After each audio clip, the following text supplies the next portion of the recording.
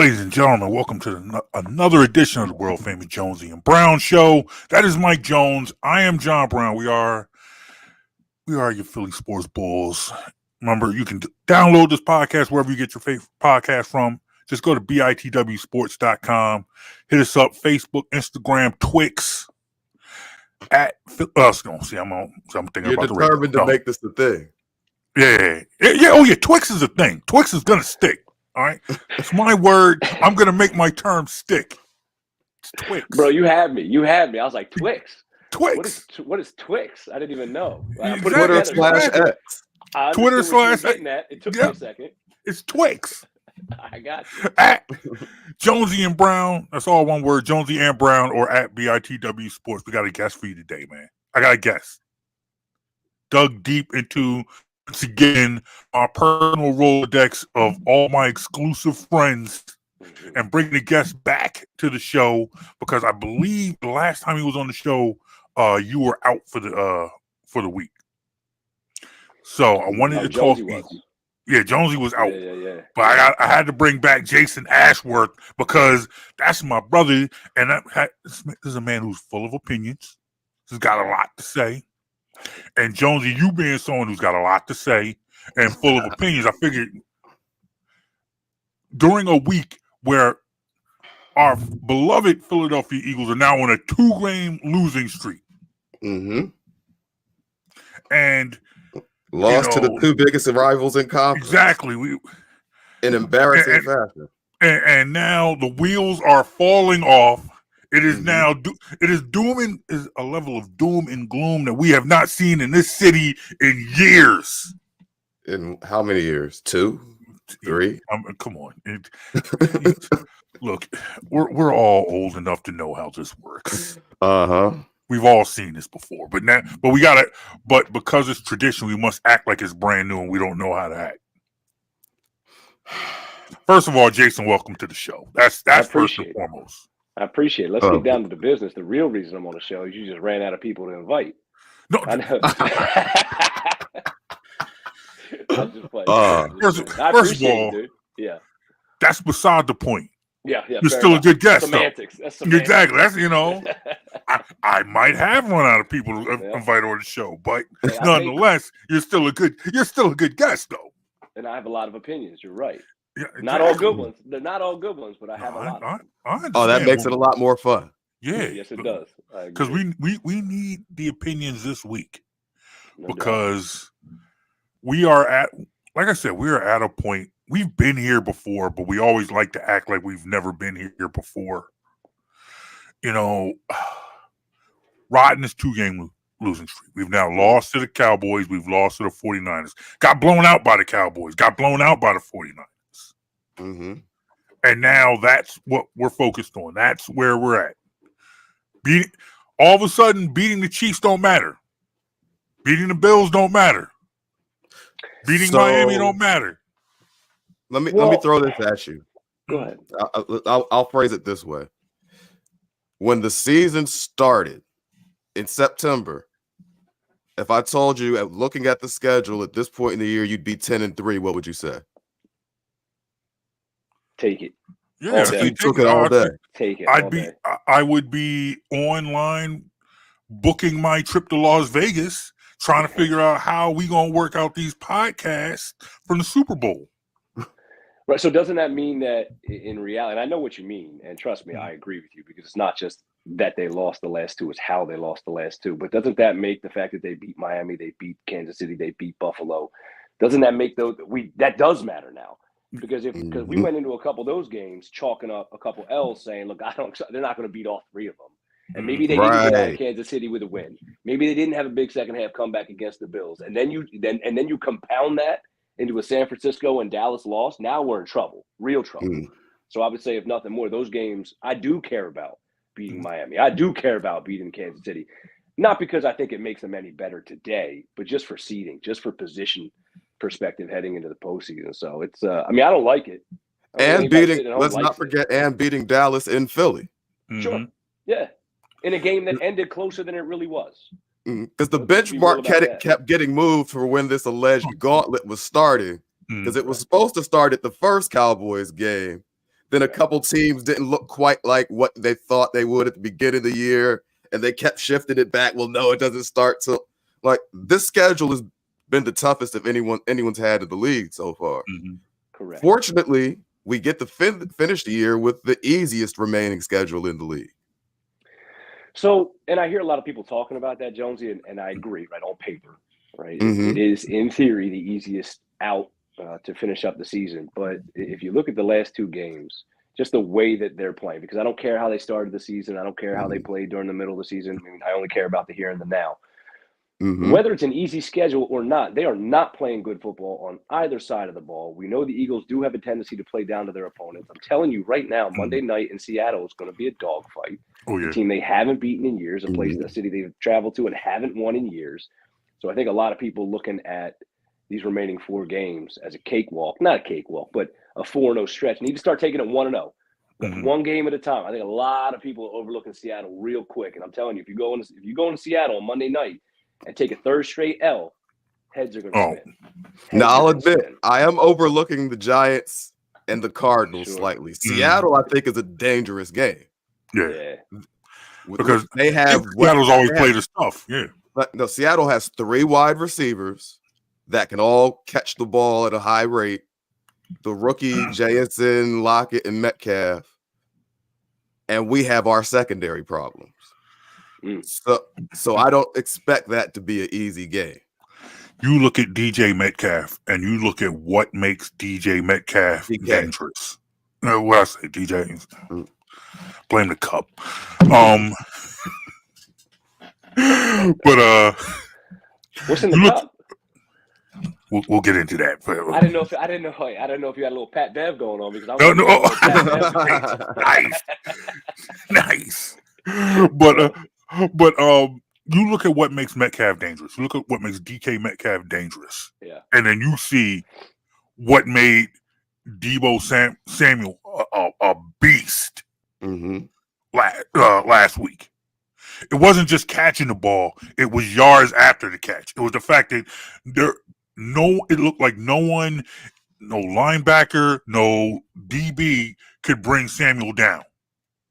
When you have 116 yards, 115 after the catch, I'm sitting, and now you're looking at Metcalf. You got to be a little bit worried.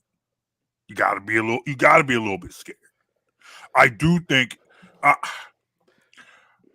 I look at those wide receivers, and that scares me. I'm a little.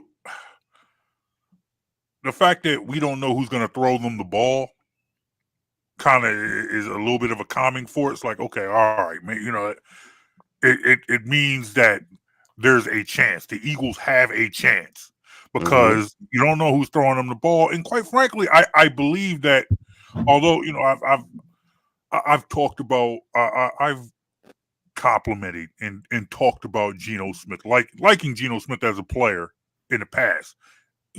Geno Smith doesn't scare me. He's a guy. Yeah. Well, I think he's more than a guy. I think he's more than a guy. He's not Jets Geno Smith. Correct. He is if you're hearing the name and thinking Jets Geno Smith, that's not the guy you're going to see. Correct. He may not be a superstar quarterback. Okay, he's not a superstar quarterback. But he has made himself into a very efficient passer at this point in his career. You give him a fairly clean pocket, he can make the throw.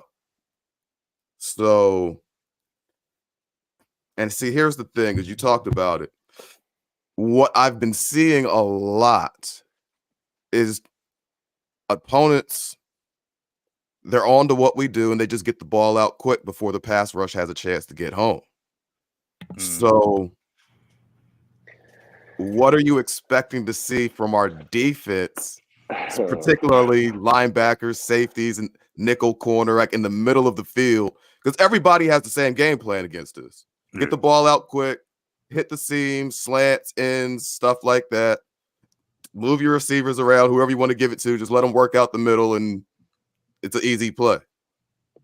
Yeah, and we're getting right into it too. I mean, I said in the beginning I have opinions. They're not all good ones, but I have them because.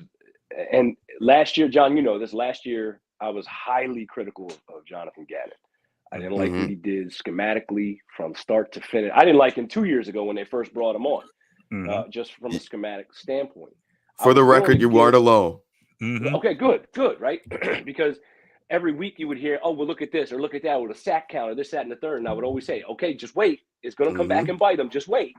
And I hate taking that stance because I don't want to be a negative person. I'm not trying. Like, I don't want the Eagles to lose. I don't want. You're just being honest about what you're seeing. I'm being objective with what I'm seeing. I don't like it. Now, for some of the things that I did like from Desai in the beginning of the season, I'm kind of willing to let it play out. And there's some things I like, some things I don't like. But he's figuring out kind of this personnel and his space on the team. I can say it with virtual, just almost flat confidence now. I don't want to say he's trash. Right, because he's a defensive coordinator in the NFL, so you're not trash. And I think let's put that subjective opinion aside. But he's not good. He's not good, and it's not as simple as saying because he doesn't have linebackers or because maybe his DBs have lost a step. I get it; they're a little slower than they used to be. But you've got a former All-Pro safety, you've got a Pro Bowl candidate safety in the pairing, right? You've got two former All-Pros on the outside, and again, I'm not telling you that they are still all pros. They're not, but they're veterans. They've got experience, and that counts for something. You've got one of the better defensive lines in the NFL, and you have a subpar linebacker group. Look around the NFL. There are defenses from a roster perspective that can't hold a candle to what the Eagles can trot out on the field. Again, I'm not telling you that they have the best roster on the defensive side of the ball, but they have enough to be confident and competitive with some good coaching. Schematically, if you look what the side does, constantly allows guys like Dak and Purdy and quarterbacks to take advantages of matchups that are able to be read pre-snap. There's no disguise. There's nothing exotic. There's a high school quarterback knows what defense Desai is lining up in pre-snap, and we expect these NFL quarterbacks not to be able to pick this team apart, and he does it routinely. How many times do we have to see somebody pick on Eli Ricks? Last week, he thought it was a good idea to let Keely Ringo in the game to get picked on a little bit. And I get it. Obviously, losing a guy like Maddox, and they've kind of had to work in and out of the slot position to try to figure up that matchup. I understand all that stuff. But Shane Hath actually did a breakdown today that I saw that it highlighted just some of the absolute nonsense that's happening from a matchup perspective, from a schematic perspective, where you take guys that you know what they're good at. Kevin Byard he's a tight end cancellation. Like, all right, that's my guy, right? But that he's blitzing Shaq Leonard. What are you blitzing Shaq Leonard for? That's the guy that you want in space. That's the guy that we talk about with length. That's the guy that's going to help us from some perspective, sideline to sideline, from a coverage perspective. That's the guy, Nick. That's the guy. I'm glad you said that because that's the guy Nick Sirianni in the press conference talked about and compared to playing like Temple's matchup zone, like what he can do in the middle of the field, bro. And then but he's not playing him in the middle of the field. Yeah, and then you got Nolan Smith dropping back in coverage. The hell you got Nolan Smith dropping back in? So, and I'm already getting heated about it, right? Because it's not like it's one game, and it's not like it's okay. They exploited this matchup. It's that it's happening routinely, and you can get away with it a handful of times. But when you're going against San Francisco, when you're going against Dallas, we're going to find out what they do against Seattle. When you get to these NFC matchups that you're going to find in the postseason, because we all have Super Bowl aspirations, you can't do that. That's got to be something you get course corrected. And unfortunately for me, it's week 14. You are who you are. You don't just snap your fingers and then everything changes. There is no magic switch they're going to flip at some point. His defense is his defense. His personnel is his personnel. I don't know that it's going to change, and I'm telling you, I don't like it. No, I hear you, and I believe the observations that you're making are you hear it from a lot of people, and you're hearing it more now that they're riding this 2-game losing streak, and with this adversity, with the struggle that this team has had over the last couple of weeks, now you're starting to see what might look like some cracks in the armor. Now you're starting to hear those unidentified sources talking to the media, and we've heard words like predictable. Yeah. That's the one you heard for sure. And I'm glad you're going there because that's where I wanted to go next. Because the offense hasn't been playing at the highest level either. We can talk about the defense all day. There's plenty to talk, but the offense, even more so than the defense. Like you talked about the defense, what they can put on the field. A lot of teams would love to have that. The offense what they can put on the field should be able to match what anybody in the league puts in the field. It does. Like anybody. Jonesy, you're right. It does. But right? I mean, you have. Oh, go ahead. But see, here's the thing. Like when I'm watching them play, I see. All right, here. I can't believe I'm going here, but this is where I'm gonna go. Go ahead, say it. Do you remember post-injury Carson Wentz? Oh boy, where it seemed like he was always looking for the hero play, like he was playing hero football. I kind of get that feeling from this offense. So we looked at Deebo Samuel just getting the quick slant and run. AJ Brown can do that all day. He's just as physical a wide receiver. He can break tackles and stretch the short route into a long one. That's what he does. Devontae Smith is a technician on his routes. You give him 5 to 10 yard route tree stuff, he'll be open all day. But it seems like we're just looking for the 40, 50 yard throw downfield.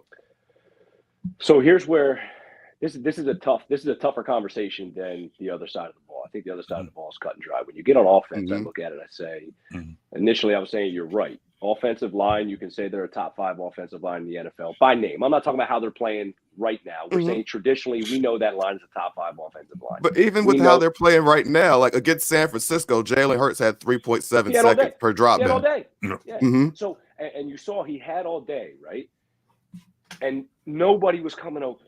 So you say A.J. Brown runs that slant, and yes, he does. And you're saying Devontae Smith is a tactician with his route tree. Yes, he is. But everything is so long. Every route that Brian Johnson's put, it's so downfield, long developing. I don't. That's where I get. So this is where I start to get a little twisted with Jalen and trying to figure out how much of this is Sirianni's offense being called by Brian Johnson, how much of this is Jalen Hurts playing hero ball, or how much of this is just a combination that just makes for a bad offense. Because where you want Jalen to get rid of that ball, if everything's downfield, he's sitting back. We're all at home sitting here saying, get rid of it. Get rid of it. Right? But then when you get that other look, is it, well, where's he going? I can't tell you why they're not getting A.J. Brown or some more underneath. Nobody's ever run in the middle of the field. Now, obviously, Dallas Goedert being out had kind of affected that over the last few games. Didn't make too much of a difference last week. But I'll say that I think it's a combination. I don't think that Brian Johnson's been great. I don't think Brian Johnson has been as bad as maybe some have said. Last week, if you look against Dallas, they moved the ball. They did. Obviously, 3 turnovers inside Dallas's territory is going to kill you. I don't care who you are, right? You have Jalen turn the ball over, Devontae Smith turn the ball over, A.J. Brown turn the ball over, and those were all on, in theory anyway, scoring drives, which could have made that game a hell of a lot different. Maybe the 3 of us are sitting here saying something different about that offense. The potential's there. I just legitimately question why they don't set themselves up on first down running the football. Something they did last year all the time, right? Set yourself up for success. And I was just about to go there next. Right? And I don't know. I'm not telling you that the Swift has to be a 20, 25. That's not him. We know that. That's not him. But set yourself up for success by running the football. Get them out of 2 high safety looks. They don't do it. Now, see, here was the advantage that I believe Shane Steichen had. The first year here as the O coordinator with Jalen Hurts. Jalen Hurts' first year as the starter. What Shane Steichen had was a team that was losing games early. So they had to make an adjustment. They were forced to make an adjustment because if you watched early, they were trying to put the ball in Hurts' hands as a drop back passer and it wasn't working. So what they learned was whatever you want to call it, RPO, RPR, whatever you're calling it, this run action offense that the Eagles use only becomes functional when the actual threat of the running the ball with running backs is in the defense's mind. You have to have some direct handoffs to the running back to keep that in the defense's mind, to keep them honest. If Correct. the defense knows I can just wait for Jalen Hurts to keep it because they're looking to throw the ball, that's what's going to happen. Steichen made a deliberate adjustment where they started running the ball more, and that made the offense go. Even as Hurts developed as a passer, everyone, you have one of the best run blocking offensive lines. You have some literal giants on the left side. The same way that McCaffrey got behind Trent Williams and went, you can get behind Mailata and Dickerson and go. Those two guys will give you space. Shane Steichen figured that out after losing a bunch of games in the first half of his first year with Hurts as a starter. It truly seems like the Eagles' offense has slowly transitioned from the run setting up the pass to the pass setting up the run. Mm-hmm. And it's happening too slow, and it's becoming too frustrating. You're watching it now, and you just want to see them establish the run early. And I feel like they're throwing out now little token runs just to get back to the pass so they can say, hey, we tried to run. It wasn't successful early, so we had to start opening things up. And it's like, no, that's not how it works. You need to get out here and start pounding this rock early. Run on first and second down. Run on first, second, and maybe third down too. And Jason, like you said, DeAndre Swift might not be the 20 to 25 carry back that you want him to be, but you can still get him. You can still get him involved early, and then maybe, just maybe, you can see this wide variety of running backs they wanted you to believe in earlier in the year. You know, maybe you can see more Boston Scott. Maybe you can see more Kenny Gainwell. But at some point in time, we need to get back to this run establishing the pass. And that's what's frustrating about this offense to me. There's so much going on within this topic. There's literally so many branches and tangents we can go on with this topic alone, because I think a couple things you're saying. First of all, I don't want token runs, as you said.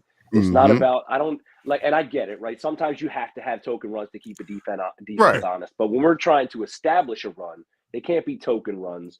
Okay, it's first and 10, incomplete pass, second and 10, inside zone. Just now it's 3rd and 9. Oh, you're in 3rd and long, right? Right. So I don't want token runs, but I do want to establish the run, because that's what this line does. They're physical, nasty. They're a threatening offensive line. They want to explode off the ball. You want to get that mindset of, we are going to pound the rock today. They don't do that. You're right. They throw to set up the run. I want to give them a little breath, because I think we get so focused on Philadelphia football, rightfully so, and that they don't run the football enough. It's the entire league. The entire league has become that pass-first league. And Doesn't mean I agree with it. And that's the distinction I do want to make, though, because I'm not saying that you have to be so run-heavy where you're like 1970s football where you're 60-40 to that. I don't not saying. I'm just saying, like, you have to run effectively early. Correct. And that sets a tone for the game, where now that all those run actions were turned into QB keepers or a play action throw down the field. Those become effective when the threat of the actual running back taking the ball is something the defense has to respect. And you know why we say that, Jonesy? You know why we say that? Because we saw it last year. It's the same roster. It works. It took you to the Super Bowl. Why I don't understand why this team has the weapons they have, and then they try to get cute. And I'll even give you a spin-off of that and using the passing game as a form of the running game. So you can effectively use the screen game to some degree, the slant. You can use different route trees as an extension of the run game. A lot of coaches and offensive coordinators do that. But to your point earlier, that route tree doesn't seem to exist. For them, everything seems downfield, long developing. He's got the time, but nobody open. Obviously, Jalen's knee, I don't know what that is, but I think that's a big impediment on their run game, is defenses not keying in on the aspect that he'll tuck and run. So there's just so many variables and tangents that and branches we can go off into why the offense is as AJ Brown said, stale and predictable, but it is, and on that side of the ball, it's a problem too. I'm at a point where I'm frustrated because it's like, I talked about token runs. Yeah. How many straight games did you see an Eagles first possession, 3 straight passes? You're looking at the second possession, the second possession, maybe even the third when they finally run the ball. Then you look at the Dallas game. First play of the game, they get a ball to DeAndre Swift. When does Swift see the ball again? How many more plays before you go back to that run? To me, that's a token run. And then you're sitting here and you get blown out by Dallas after you get blown out by the 49ers. Yeah. Offense doesn't even score a touchdown, and now you got somebody in the organization talking about this offense is predictable. But see, here's the thing, JB. Running the ball in the NFL is really a matter of will, because there are going to be plays where you lose a yard or two, where you only get 1-2 yards. You might get 4 or 5 this one. Oh, that one went for 8. Oh, now we went for 1 on this one. It's not like you're getting consistent chunk yards. You have to have the will to keep doing it. Yep. And the defense has to know that you have to have that will to keep doing it. And you know what it does, Jonesy, too? You're right. It's will. You're also, from an offensive, from a design perspective, you're stacking plays, you're stacking looks. And so what may only get you 1 yard or 2 yards, what is the play off of that play? What are you setting up for future, future looks, and I think they've gotten so caught in this malaise of every play has to be the play. Again, this is just outside looking in, right? We don't know what's really going on in the huddle. We don't really know what's being discussed in the building. But I also look at that, and I'll double down to say, even if you're not necessarily having all the success in the world, you've got to control the clock. With the way that defense can't keep a body out of the end zone, you better control the clock a little bit. You better give them a little. You know what I mean? So if you're telling me that we just got done talking about Desai, right, and how flawed that they are, and now we're talking about the offense and some of their challenges. The offense isn't helping the defense, and the defense isn't helping the offense, and that just equates to a massive problem. So at least offensively, when we're talking about things that they could do, run the ball, own a little bit of that clock, try to work out some drives, and to your point, establish the will. That's something they don't have right now, and that's atypical of this unit, of this roster. I'm surprised, I'm legitimately surprised at what I'm seeing from not only the staff but the players themselves. Yeah, since about halfway through Hurts' first year as a starter, something switched, and they figured it out. They established that will to run, and I'm not seeing it this year. No, and I think honestly, not to just keep on beating this point, but it's like I feel like this is something that could go towards stabilizing this locker room. We talk about how this is the second straight week I've heard people talk about how tired the defense looked in a game. And time of possession for the offense helped that. Yeah. A long drive filled with runs keeps them off the field. That's maybe the easiest way to get time of possession. Exactly. Maybe if Brock Purdy is somebody that you believe in, how about this? Keep him off the field. If Dak Prescott is as good as people say he is, how about this? Keep him off the field. So we could start on Monday by whoever's starting at quarterback at this point for Seattle, whether it's Geno or Locke, keep him off the field. I'm sorry, go ahead. No, it's not even here's where I'm struggling in my head, my brain, as I'm listening, my mind is racing, because I said for the San Francisco game, I was confident going into that game when a lot of us weren't. And the only reason I was because what I had seen from this team over the last 2 years is they get up for those big games. It is very rare that this team goes into a primetime marquee matchup and just comes up short. And they did that. and they surprised me against San Fran. So I Mhm. said, you know what? Nah, okay. I've seen too much. This team doesn't lose 2 games in a row. Again, last week was an aberration. They show up in primetime games. Even if they were going to lose to Dallas, this team's going to show up. Yeah. Well, they didn't show up against Dallas. So where my head's going right now is I'm saying, all right, it's a primetime matchup. This is a flagship game for the Eagles. This is a statement game for the Eagles. And it's going to be a real You're big talking about game. Monday. You're talking about Monday night night. football. Yeah, Monday night. This is going to be a real big game in terms of which way is this season going. They haven't lost 3 straight games with Sirianni dating back to his first year. The first, within His the first year. The within the first half few- of that year. Yeah, right. I want to say it was like the first 5 games, something like that, right? Because they went on a roll and won out and made the playoffs late with a late push. Right. Well, so I look at that, Jonesy, and I'm saying, nah, they're gonna show up. Like that, there's no way that this team is a complete facade of who they used to. Like, no way. But I've got 2 weeks of being shown the other side of the door, of being shown, they are that team. So I'm nervous. I'll be 100% honest with you. I don't have the confidence I think some people have in this game. But if they go out and they show me that, okay, we figure some things out, we kind of right back at it. You right. A little, yeah. I'll be back in. Look, there's no rules. There's truly no rules to the bandwagon, man. You know, you can get off and get back on. Oh, you could be not down on. No, whatever, man. No, people say that all the time. No, whatever. But people do it. Like, you know, okay, for example, I've consistently keep telling you I'm out on the Sixers this year. Yeah, but I'm not off. No, I'm not. I'm not. I'll still watch every game. I still get mad and talk about them and everything else.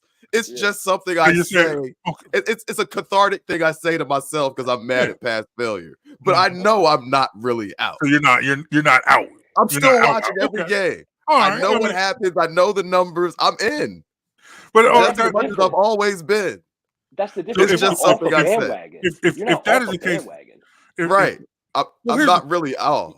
You're just being objective. You can be on the bandwagon the whole time. It's your squad. That's who you roll with. But you can sit back, like in the Eagles case, I can sit back and say, that's my team. Like, that's my squad. And I roll with them no matter what. But that doesn't, I'm not going to close my eyes and act like I see or I don't. Well, for me, being off the bandwagon for me is not denouncing the team. Like, if I say I'm off, I'm not like, okay, now I need to find me a new football. You ain't got Brock Purdy. No, you just reached the point where you don't think they're a championship team. Yeah, But to me, but like I said, I reserved the right to get right back on. You know, it's like, hey, it is what it is. It's been my team my whole life. Ain't nobody gonna tell me I can't be a fan again. You know, and I'm with you. I would just be careful how I phrase that, because if a Philly fan hears you say you're off the bandwagon, you might be in trouble. I mean, whatever, man. Look, man, we've done this. You know how we are around here. That is true, and you know what we do. We argue and we debate, and I'll debate my way right back on the bandwagon and not think anything of it. But I will say this, and to Jason's point about being worried, and I'm just looking at the narratives. I'm looking at the storylines going into this week. And Jonesy, you and I always talk about the get right, the opportunities for some get right, and that's what Monday could be. However, what worries me about the narratives and the storylines of the week is that as you start to see the leaks of stories. This really bothered me this week, and it's bothered me like it bothers me in a way it hasn't before, because we've been down this road. You remember towards the end of Carson Wentz, when people were throwing out their off the record quotes to different reporters, and I was somebody who downplayed it. Because that locker room was falling apart. You could tell. The locker room was falling apart, and I admit that initially I didn't put a lot of stock into it, because what bothered me was not just that what was being said, but it was like who it was being said to. Because you're hearing these things about Carson, you're hearing these comments, these off the record comments, and to me it was like, wait a minute. So you're telling me somebody in this locker room has an issue with Carson Wentz and they're going to Josina Anderson? I mean, once all the information came out, though. Yeah, but to me, the point that I was making was, all right, there are local guys in this area. There are local beat writers, people who know this team, who know these players, and you're walking past them to give an exclusive to the national reporter who doesn't live in this city. And so to me, I didn't put a lot of stock in that. I'm like, all right, maybe that's not a veteran in the locker room. That's maybe one of the new guys. You know, I don't know who that is. I'm not quite sure how, you know, I don't know how true that is. But now I'm sitting here and I'm looking at this. I'm like, oh, wait a minute. Somebody's out here talking to D Gunn. D Gunn's been in this city. The veterans, that makes me think, okay, maybe it's a veteran.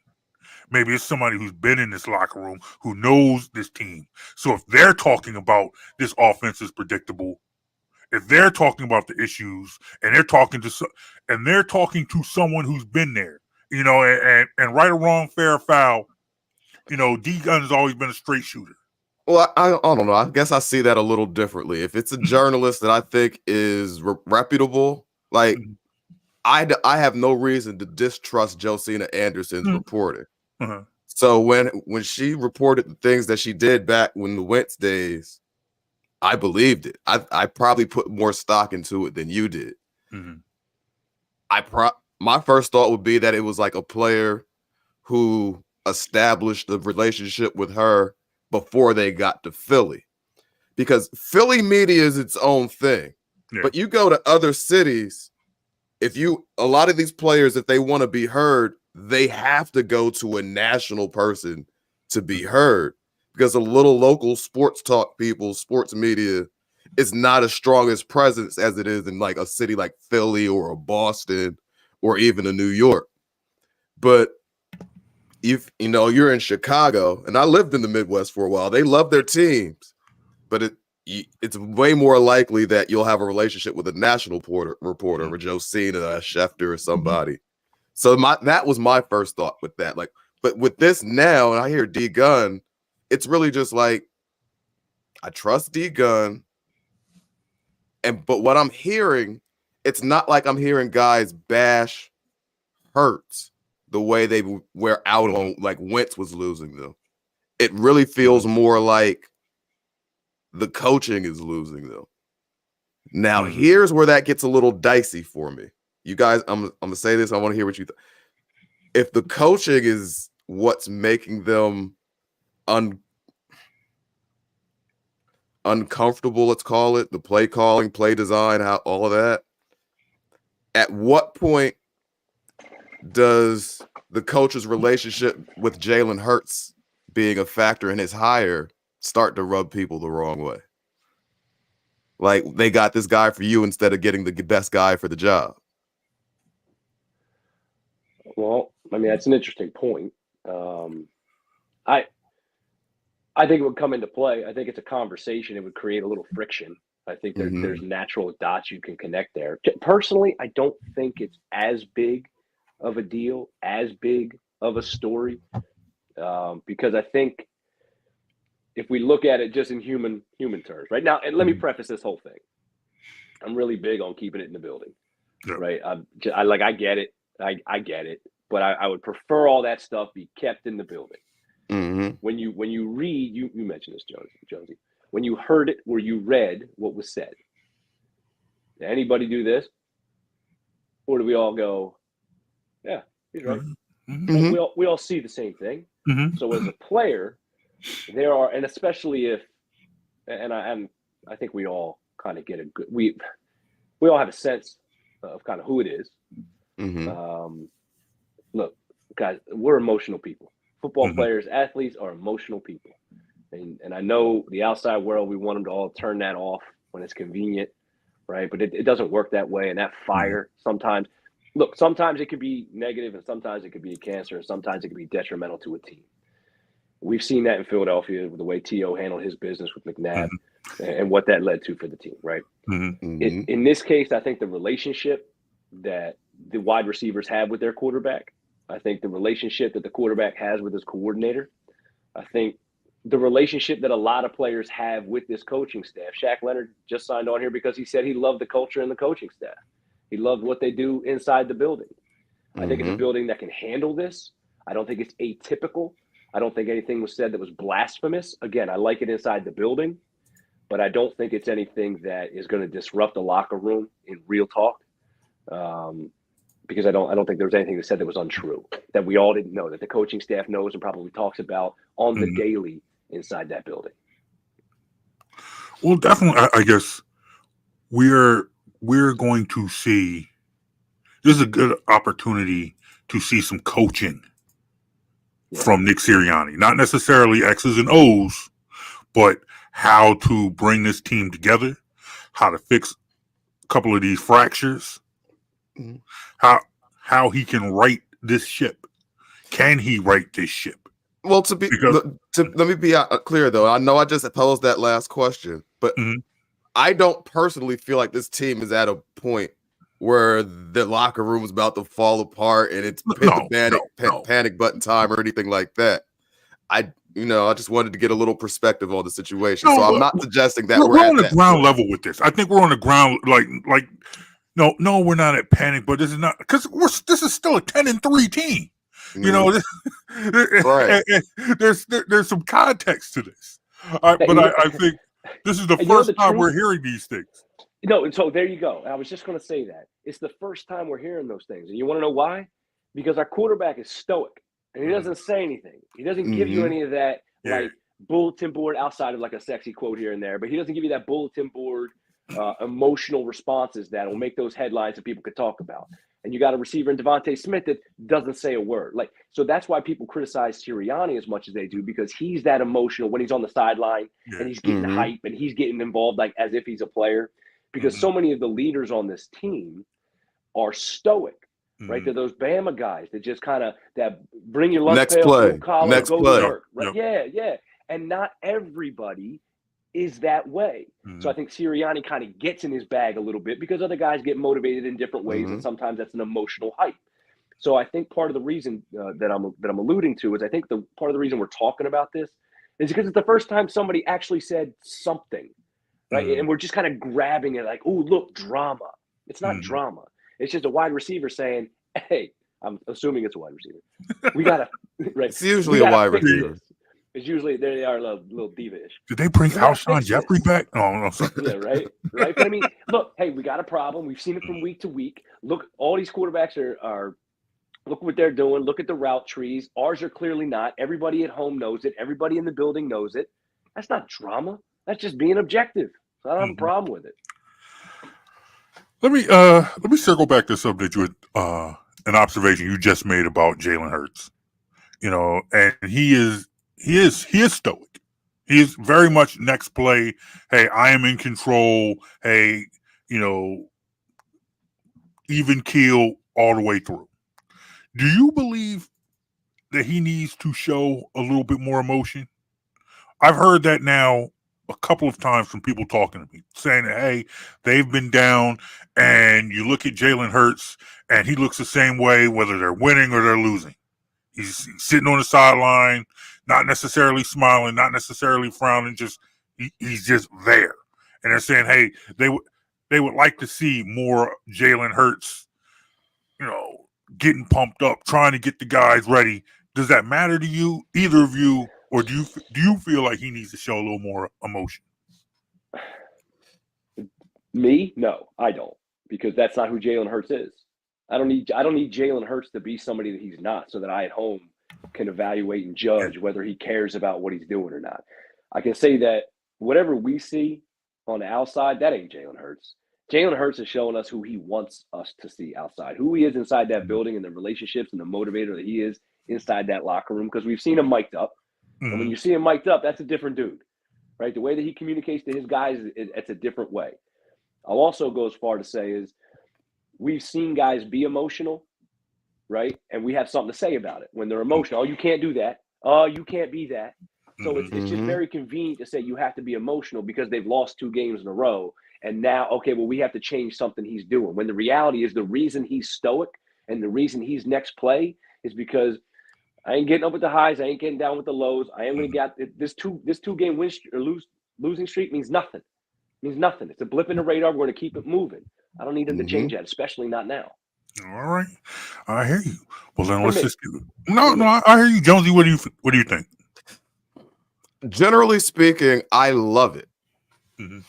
I think you love that he does not show like being even keeled, not being like an emotional roller coaster. I love like the steady.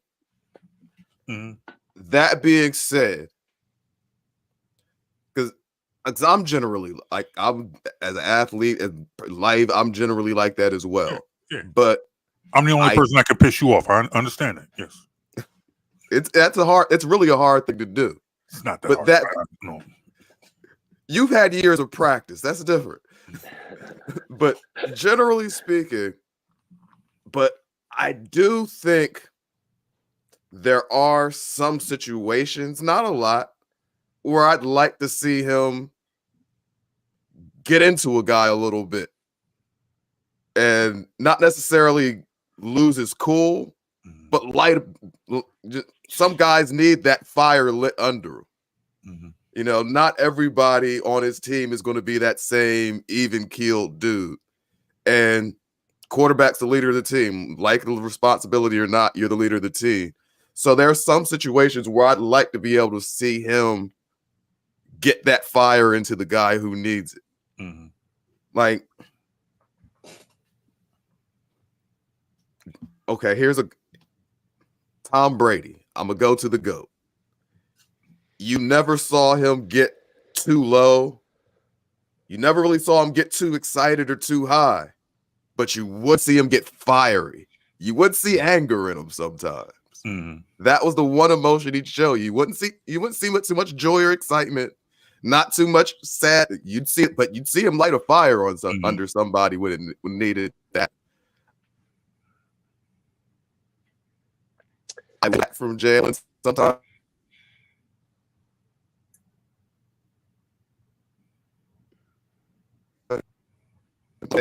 I don't know what he's saying in the locker room. I don't know what's going on inside. But sometimes you light a fire under a guy. Yeah, and I think so. I agree. Mm-hmm. I agree with what you're saying. I do want my quote unquote leader, my quarterback, who usually is that leader, to light a fire when necessary. And again, I don't know. There could be times that he's doing it, and maybe he does it in a different way. He knows his guys, right? Right. So I don't know either. Right. I think the reason I like it personally, that he's stoic, is because you mentioned you're stoic. I'm not. Right. As a competitor, I'm more emotional. Right. So, and that has the positive side of it is very fiery, and I lead by my play. Right. And I try to get people hyped, but it's also got the downside of it where, all right, well, that could take a turn. And sometimes you can get to, doing this a little bit and your emotions get the best of you. And that's not a way to lead either. If anything, that could be detrimental to a team.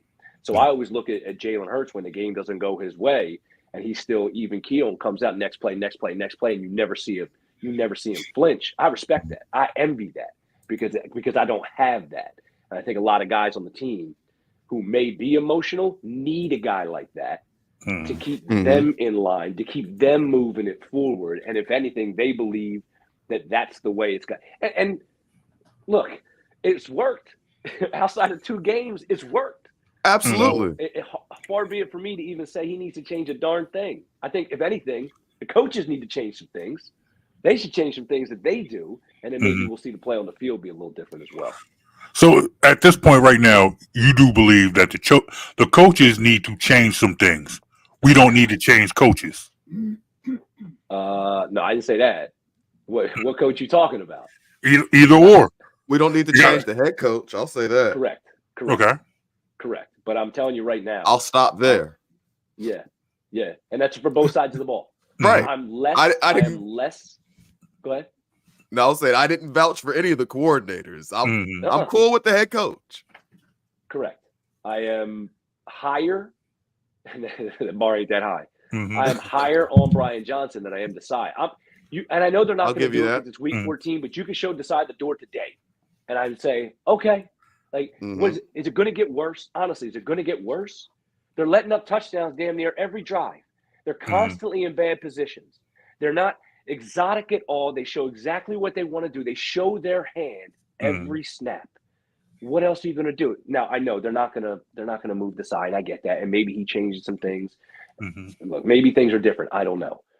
But I would absolutely agree that they need to take a cold, long, hard look in the mirror, because I'm not sold on either coordinator on either side of the ball. Real quick, I will say real quick. I would say this, like you said, nothing's going to happen this point in the year. Right. I would not be mad if Frank Wright was my OC next year, because that offense they ran with Carson, with Carson Wentz, Nick Foles. I'm gonna do it. JB will tell you, I'm gonna do it. Because, like when I was talking about what Steichen had to learn with the will to run and all that, Frank Wright went through the same thing with that run action offense they ran with Wentz, and then RPO stuff with Foles. It was the same offense. And when they had Blunt and Ajayi won the Super Bowl, they had the best rushing attack in the league. He understood about having the will to run the ball in that offense. He knows you need, for that particular offense, you got to run the ball. When the Ravens were doing it, they had to run the ball. So yeah, I wouldn't be mad if Frank Wright was my OC next year.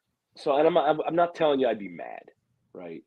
I hear that though. I hear that's the convenient, or I guess the sexy topic in Philadelphia. A lot of people are talking about, well, Frank Reich's available, right? Hey, 2017. So I would just, my counter to that would be, when Frank Reich got the head coaching job, then everybody said, Frank Reich, he was the keys to the car in Philadelphia, right? He was the one really running the offense. And Doug Peterson goes and turns around Jacksonville. So we look at it and we said, oh, well, maybe Doug did have something to do with that. All the meanwhile, Frank Reich gets fired in Indy after 1 year. And then Frank Reich goes to Carolina, right? And the Eagles bring on Nick Sirianni, and we say, oh, no. Nick Sirianni, that was the brains. That was in Indy. It wasn't Frank Reich. It was, let's get that Nick Sirianni guy. And then Frank Reich goes to Carolina, and they fire him after a year as well. So it's like, I get it, and I do. And he got Deuce fired too, man. You know what I'm saying? I can't. Exactly. Josh McCown. The whole staff. All Josh McCown did was come off a high school field and try to win a playoff game with us. Almost did. Without a hamstring. Without a hamstring. Yeah. I get the Frank Reich love, I do, but I just look at it and say, look, I mean, he's got his own warts, and a couple teams have seen it. Absolutely. I feel like right or wrong, it seems like the makeup of this team and the makeup of this staff has always been like these younger guys, these younger up and coming coordinators. Yes, they'll, as we see, once they had a little bit of success, they went out and became head coaches, but it looks like that's kind of been the makeup of this team.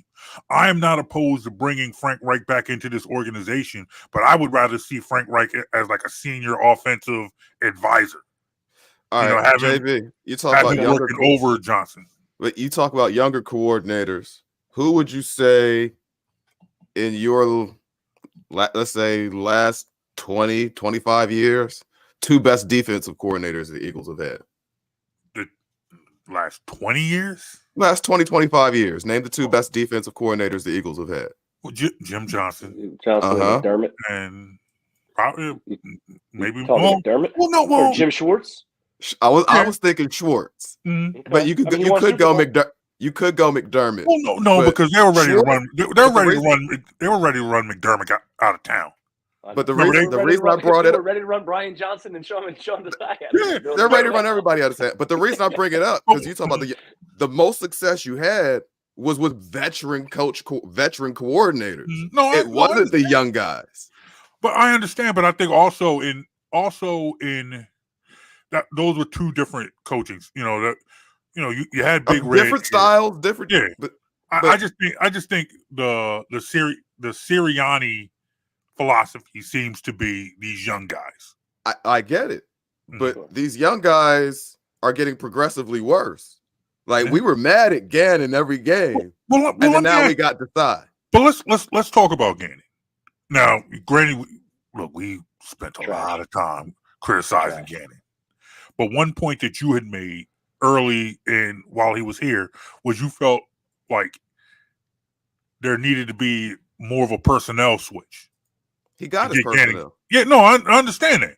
But what I'm saying is, do you think is that the case with the side? Do you feel like there needs to be like the side need not in the same way that Gannon needed personnel his first year. Okay. Gannon's first year here, this team was lacking a second corner. It was lacking a couple linebackers. I don't know who your safeties were at that point because Malcolm Jenkins had just left and you were working with whatever. Like so LeBlanc and so Gannon needed personnel after his first year here. Mm. Sean Desai came into a lot of personnel that played in the Super Bowl last year. Okay. And a couple first-round picks. And so it's not the same situation at all. What he has out there, not saying you should have the best defense in the league, but you should have a functional defense. You shouldn't be 28th or worse in as many categories as you are. Correct. And I'm telling you, it's not. I agree with you, Jones. It's not a personnel issue. When you have Eli Ricks constantly getting put in a blender by CeeDee Lamb and you refuse to rotate any of your coverage over, and you do it routinely. And we already mentioned, what they were doing with Byard and Sidney Jones, dropping Nolan Smith back in coverage damn near 23% of the time. It's and blitzing Shaq Leonard. And it's just decisions like they'll run cover 0. Right, but they do it in such an awkward way that's so predictable and so it creates such a mismatch for them. Like you're supposed to, we said this earlier, you're supposed to put your defense in an advantageous position, create leverage for your side of the ball. He's purposely, now I'm not saying he's going into it saying this, but what's effectively happening is he's gifting the offense the leverage each and every time. And he doesn't change it. In fact, he doubles down on it, play in, play out, game in, game out. That's where I start to say, okay, well, wait a minute. This is this dude's scheme. This is the defense this guy runs. It's not going to be successful in the NFL. It's not going to be. We're watching it currently. It's not successful. I just don't know how you continue. I really don't know how anybody in that building is looking at him and watching the tape and saying, that was a good decision, because it's not. And they get burned for it week in and week out. They just got lucky a couple times against they were able to ride the backs of Jalen Hurts in the offense against KC and against Buffalo and pull some games out. But it's been going so I will man. say this though, JB, to your question. For Desai to keep calling a defense as bland as he's calling, yes, he does need better personnel because you need all pros at every position. Yeah, right. Right. Understood. Understood. To be out there with no disguise, no anything, you need all pros at every position that are going to win their matchup every time. I want to point something out. I know we got to go. I want to point something out, but we keep talking about the Nolan Smith dropping back in coverage. Who's the best player on their defensive line? Who has played the best on the defensive line? On the defensive line? One of the DTs, statistically, it's Jalen Carter. Believe it or not, I was about to say it's probably Jalen Carter or Fletcher, but because Fletcher's had some good stretches, but it's probably one of the. That's the 1 and 2. Right. Yeah, that's 1 and 2. But statistically, it is Jalen Carter. And part of what Shane Haff was showing today was, and what you want to do is you want to create mismatches for your best player. You want to give him a chance to get after that quarterback, create those one-on-one matchups. And your boy Desai literally devised the defense that the only possible outcome was for your best player to get double teamed, and the other one-on-one matchups were elsewhere. Like, in what world do you devise an offense to where your best player gets the only double team possible? It's decisions like that just to make me just sincerely scratch my head and say, what are we doing? God's honest, what are we doing? So I digress. Well, given all of that, we got a game on Monday that we kind of need to win. Well, we're not feeling good about it. So what do we do? What happens on Monday? Man. Monday night. I think we win. I hope we win. I think it's high scoring if we win. It has to be high scoring for us to win. I don't think Because I don't think our defense keeps Seattle low scoring. I don't What's think our low defense. scoring to you? I don't think our defense keeps Seattle under 27. Oh, Under that's not good, 27 though. is low. Well, I guess for this defense, yeah, under 27 is not No, good. the low scoring is, I would say, under 21. I don't think our Seattle keeps our defense keeps Seattle under 27. Yikes. Look, I could be wrong, right? If Seattle scores 28, that's not good. I don't like it. I don't like it. I would tell you if Seattle. I mean, I would say the way the Eagles win the game would be more in line with like a 24-20. Be that type of game. I think you're in trouble when you think about Monday night and the first question comes in the head is, well, who's the quarterback? If you have to ask that question, right, the difference between Geno Smith and Drew Lock, then you know you've got problems. And I'm asking myself that question. Like, well, now I will put a slight caveat on it because if Drew Lock is the starter, that changes things. Right now, I'm Geno Smith. I'm assuming that 27 points is assuming Geno gets out there functional. If it's Drew Lock, then yeah, I think we can keep Different it low story. scoring and win a different type of game. Let me tell you something. This city is not ready for the Eagles to lose on Monday to Drew Lock. No. And that's no, not no. and that's nothing against Drew Lock. It's just that Drew Lock is Drew Lock. People know who Geno Smith. People know who Geno Smith is. And losing to Geno Smith isn't much better, but it's slightly better. It's better. Slightly. Slightly. You say Geno Smith is slightly better than Drew Lock? No, I'm just saying losing to him is losing to Geno Smith would be slightly better than losing. If we lose to Drew Lock, no. You disagree? Yeah, I disagree. If you lose, period. I don't care if you lose to Drew Lock or if you lose to Geno Smith. If you lose, it's a problem, and people will flip their lids. Oh, absolutely. No, 3-game losing streak. There'll be lids flipped regardless, but there'll be lids and the whole trash cans flip. You lose to Drew Lock. You go from losing to Brock Purdy, Dak Prescott to Drew Lock. Yeah, dude. Oh my God. See, that's what I'm saying. Dude. That just frustrates me. The fact that we're because we're 10-3. Yes. And the Eagles are 10-3. So are we overacting or are we not? But there's a very real possibility that they could go into Seattle, whether it's Drew Lock or Geno Smith. Because again, I think it's incredibly difficult. I don't care what the Seahawks record is. I don't care what year it is. It's incredibly difficult to travel to the West Coast and play in that environment. Pete Carroll does not lose to the Eagles. The Eagles do not win in Seattle. You've got all that is just context and it's just semantics. It doesn't affect anything on Monday night. It doesn't affect those two teams, but the history is there. And I think it's going to be a very, very cold day in Philadelphia on Tuesday morning if they come home without a win. Let that sink in. I hear you. You want to talk about playoffs? You want to talk about Super Bowl? All that goes out the window if they don't come home with a win. I promise you that. Absolutely. All right, so let me paint a different scenario for your Tuesday morning. Yeah. Eagles do go out to Seattle and pull out a win. Super Bowl. but let me couple that with the Cowboys going up to Buffalo and losing. Perfect. That's perfect. That's perfect. Then the NFL. That's a perfect weekend. It's following the script that we had basically have said all year long. And then even throughout this stretch and this gauntlet, that's following the script that we had said it would be. Look, the Eagles are going to go through that quote-unquote gauntlet earlier, but Dallas has to finish the season with the same opponents that they got to go through Buffalo. They got to go through Miami. They've got their own stretch that they have to run through as well.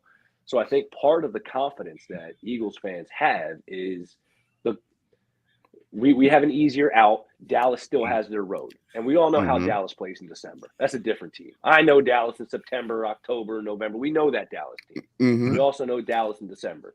December, January, Dallas is different. Right? Do I think this is a different Dak? I do. He's playing good football right now. He's playing at the highest level I've seen him play in his career. A long time, yeah. Correct. But to act like Dak doesn't have anything to prove, I think is ignorant. So, I mean, and as a football fan and for Dak as an individual, I hope he does. Go out to keep balling, right? But as an Eagles fan, go ahead, be Dak. Yeah. Mhm. Dak. Time for Dak Right. to Dak. Yeah. Yeah. Let's let Dak this week. Yeah, good. Look, Buffalo is no easy out, man. No. Josh Allen's going to have something to say about this. I hope so. Yeah. I absolutely hope so. So I'm looking at the clock, and I know we got to get out of here soon. All right. And So real quick. I know I said I see if Geno plays, they put up points and all that. Mm-hmm. Here's the thing, though. That being said, I think this is a get-right game for our offense. And I think if Geno plays, I've got it 31-27 Eagles. If Geno doesn't play, I have it a little bit lower scoring game, 27-17 Eagles. Okay. So along those lines, then if it's a Drew Lock game, I'll go 20-20. Like I said, if it's a Geno Smith game, oh boy, see, here's where the homer comes in, right? Because I'm going to give you a homer pick. I am because I don't like how this game's lining up. I don't. But if I'm going to envision the Eagles winning, I think it would be like a 34-30, like a 34-31 type I game. can see that. Right. That would be the only way that I could see the Eagles really coming out with W's. Don't ask me what it would be if they lose. If I would have to put that together, I'd rather. I try not to think that thought. Yeah, correct. I think this offense plays well enough to win. No, I don't have caveats. I don't have a Geno score or a Lock score. I just have a score. Okay. I think this offense comes out. They play better than they played the last 2 weeks, but I think it's going to be another case where it's like, all right, it was better, but it wasn't necessarily good. Yeah. I have 26-20. I think the one offensive player that we're going to see a lot of that we're going to really appreciate will be Jake Elliott. I just see situations where this offense plays well enough to win, and maybe this defense gets things together. So I got 26-20. Okay. It's a get right game. I don't care how you get it. Yeah. Well, a W is a W. You need to see the letter W go into that column. That's what you need to see. That's all that matters. This is so. I want to say. I know we got to go. I want to say this. So each game, right? We just say just get that W, but just as important as if it is going to be an in theory softer schedule or softer exit to the regular season, this is their opportunity to get right, to work on things, to get things corrected, build a little momentum, find their gear going into the postseason. The problem is if Jake Elliott is the guy this week, or if Jake Elliott's the guy against the Giants, that means you ain't getting right. You're settling for field goals nonstop. That's not what you want to see. I need to see him punch it in the end zone and find that rhythm on offense and grab a couple stops on defense. I want to see touchdowns this week myself. Yeah, buddy. I agree. Is it that Pat Bev time? It might be. Might be that Pat Bev time. Jonesy. I got breaking news. Oh boy. What you got? I got breaking news. This is something that we've talked about for a while. Now, I can't show you because I left the bottle across the room. But it's in the United States now. Henny White is in the United States. And I got a bottle. And I love it.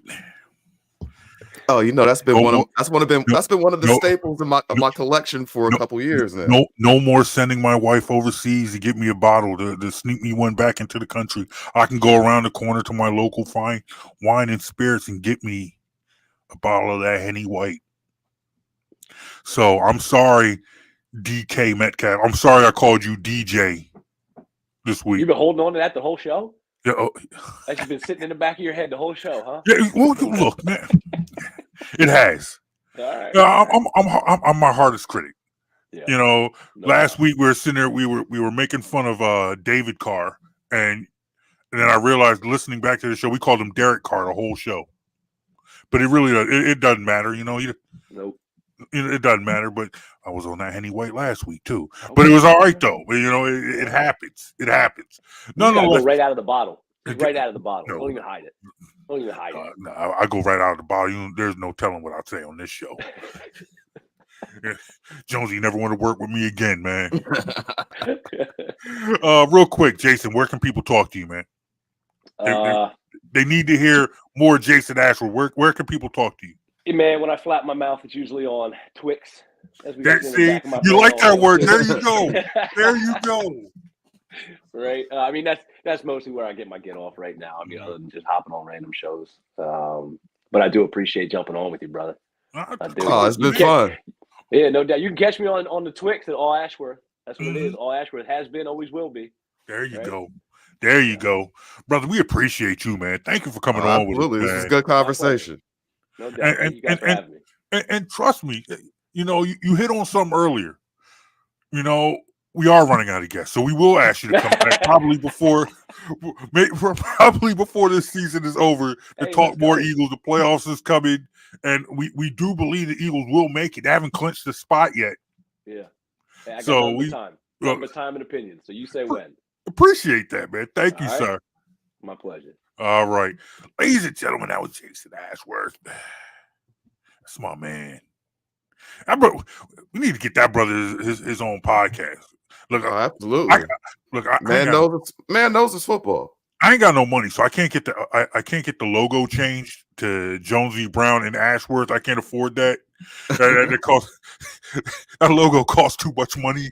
But that brother needs his old show, and then maybe we can take over his show one day. We need to do that. All right, yo. Thank you for joining us for the world famous Jonesy and Brown Show. Remember, you can download this podcast wherever you get your favorite podcasts. Just go to bitwsports.com. Hit us up, Facebook, Instagram, Twix. Jason liked my word, yo. He liked my word. Facebook, Instagram, Twix. It's not a thing, man. It is. It's absolutely a thing. It's not a thing. Finish rapping. Jonesy and Brown, man. Jonesy and Brown on Facebook, Instagram, Twix. Or at BITW Sports. That's Mike Jones over there. I'm John Brown over there. Hey, man, y'all have a great weekend. Enjoy your sports. We'll be back whenever we want. Whenever we want. We'll be back at some point. Y'all have a great weekend, y'all. Peace. Peace.